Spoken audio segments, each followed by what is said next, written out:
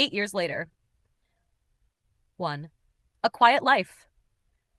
8 years had passed since the sky cracked open above Paris, and the cursed sorceress Vara was sealed away in the Mirror Keep. The magic bench, once a vessel of incredible wonder, now sat dormant in Granny Joey's garden shed, wrapped in chains inscribed with runes of forgetting. Granny Joey still wore her crooked spectacles and knitted hats, though her hair had grown whiter and her walk a bit slower. John, now 16, had outgrown his wild curls and his boyish voice, but not his thirst for adventure.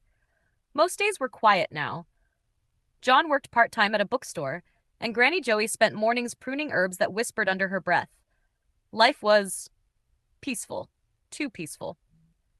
Joey kept one ear on the wind. Magic had a way of returning. 2. The Stranger's Mistake. Far from their little town, in the shattered remains of the Mirror Keep, a curious young magician named Elric roamed the ruins. He had read of the bench and its legend, and the tales of a mirror prison that held a fallen sorceress. He believed in freedom, even for the wicked. He found the mirror. It hummed beneath layers of frost, pulsing faintly with light. "She's still alive," he whispered. He traced a rune on the surface. The mirror rippled. Behind it, Vara stirred. With trembling hands, Elric finished the unlocking spell. Light exploded, glass shattered, and Vara stepped through the mist, reborn. "Who?" she began, coughing, eyes blazing. "How long?" 8 years, Elric said. "I thought you were wrongly imprisoned." Vara smiled, then raised her hand and whispered one word, "Sleep." Elric collapsed. Vara vanished into shadow. She had unfinished business. 3. Vara reborn. Vara was changed. Her imprisonment had twisted her magic. Her cloak no longer shimmered. It hissed like steam. Her skin glowed faintly, as if fire lived beneath it. She drifted through old woods and dead cities, gathering fragments of herself. Magic sparked from her fingers, and mirrors warped when she passed. "I remember them," she muttered. The boy. The crone. She didn't want revenge. She wanted domination. And the bench, the only relic that could stand against her, must be destroyed. She sent whispers into the wind. Creatures stirred. Lights flickered in distant forests, and somewhere Granny Joey woke from a dream, heart pounding. 4. A warning ignored. "John," Granny Joey said one morning, pouring tea, "something's come loose in the weave." John blinked, half awake. "In the... what now?" "The balance. Magic's stirring again. I can feel it."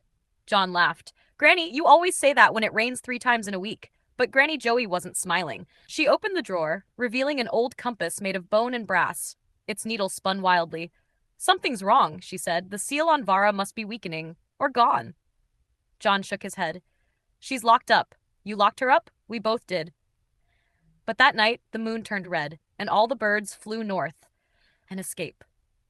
The attack came just before dawn. The air turned sharp and cold. The windows frosted. The bench in the shed began to thrum. Then, boom! The shed exploded outward in a storm of splinters. Vara floated into the garden, her eyes glowing, her cloak dragging mist. "Hello again," she whispered. Granny Joey grabbed John's hand. "Run!" Vara snapped her fingers. Thorned vines shot from the ground. They dodged, slipping between hedges, Granny Joey chanting under her breath. A hidden gate opened in the oak tree. They tumbled through it and vanished into a tunnel of swirling leaves. 6. Into the archive. They landed in the archive, an ancient realm of forgotten magic. The air smelled of ink and ash. Endless shelves spiraled into the sky. Lanterns floated, dim but alive. An old spirit greeted them. "Granny Joey, you bring war." "Vara's free," she said. "We need a way to trap her for good." John ran his fingers along spines of books that whispered when touched. One book opened itself and let out a sigh.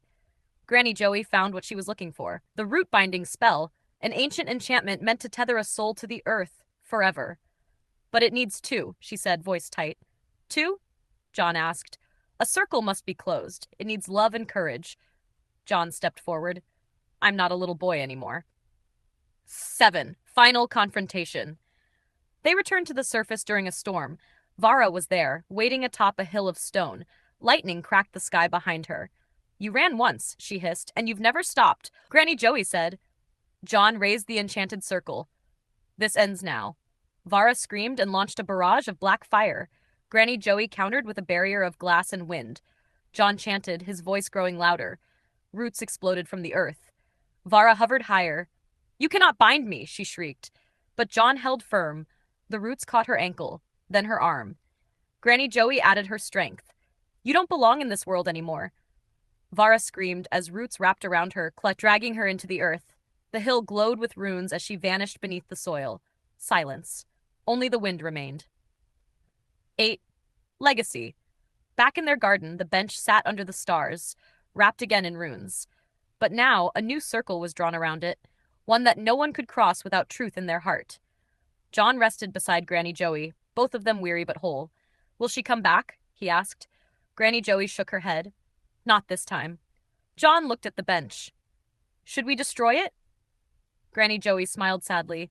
No, the world always needs a little magic, but it also needs guardians. He nodded. They turned and walked inside, leaving the stars and the magic to rest.